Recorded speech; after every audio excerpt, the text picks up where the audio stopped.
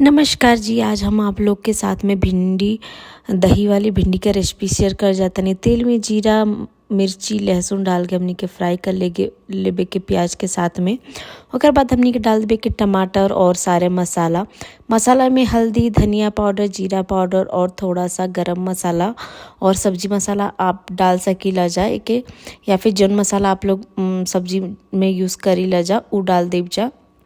और एक हमनी के अच्छा से भूनें के 4 मिनट तक। एजा हम नमक भी डाल देले बानी ताकि हमनी का प्याज टमाटर अच्छा से गल जाई। जब हमनी का मसाला भून जाई तब एजा हमनी के डाल देबे के भिंडी छोटा छोटा टुकड़ा में कटल भिंडी डाल के ओकरी बाद हमनी के फिर भूने के तब तक भूने के जब तक हमनी का भिंडी पक ना जाई अच्छा से गल ना जाई। ओकर बाद जब हमनी का भिंडी गल जाई तब हमें यानी के एमा दही डाल देबे के बा और गैस का फ्लेम बंद कर देब जा, नहीं तो धीमा कर देब जा, नहीं तो दही फट जाई। ओकर बाद गैस का फ्लेम ऑन करके